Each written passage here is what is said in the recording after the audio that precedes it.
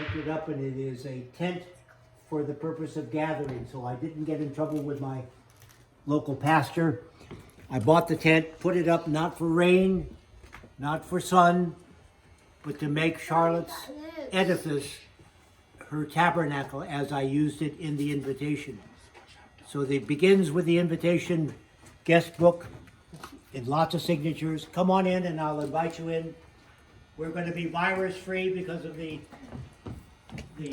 masks, and I'll put my mask on. Where's my mask? Anyway, and then for big crowds of strangers, I'm asking for name tags.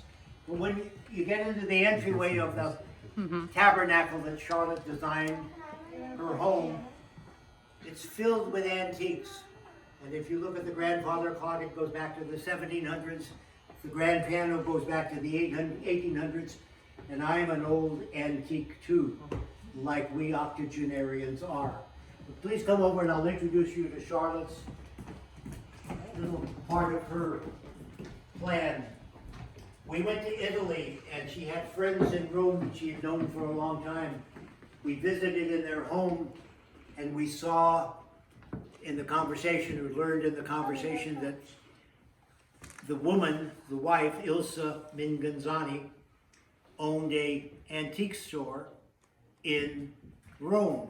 So Charlotte and I changed our itinerary, went to the antique store, and Charlotte found the glass antique urn, authenticated as 1820, belonging to Emperor Franz Joseph I and his wife Elizabeth, and it dates back to 1820 from their castle in Upper Belgium. So anyway, Charlotte bought it to become her resting place for her ashes, and we've had it, family has had it engraved with a medallion that is attached now to the urn for wherever it's going to be kept. But the medallion says Charlotte's maiden name and several names, birth date, date of death, and the direct quote, which is interesting because 15 years ago she began to write an autobiography. And 10 years ago she had it typed, and she would say to me with a twinkle in her eye, "Honey, you may not want to read this because there are some spots when I was younger where it was getting a little risque." So I've never read it. But after she died, I had to find information about Charlotte. So I read the last page, and the very last typed sentence on page 186 of her typed autobiography manuscript says this: "I'm in a happy place.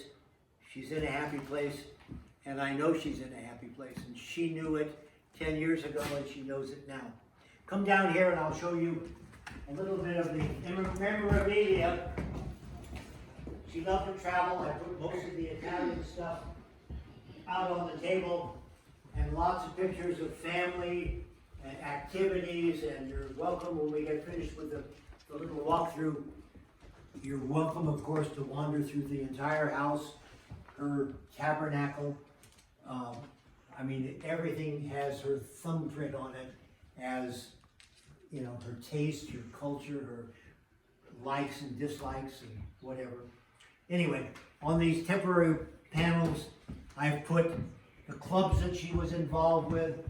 I thought this was meaningful. This was her billfold pictures, and some of you will recognize you having been carried, and if she was in a social situation, she would show your pictures.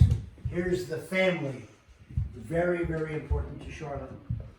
Then I tried to demonstrate, like the house and the tabernacle demonstrates to anybody, her tastes and her interior design business.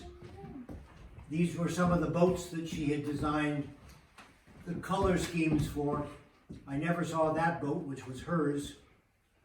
I did see that boat, and it was as beautiful in real life as it is on the sample board that she had.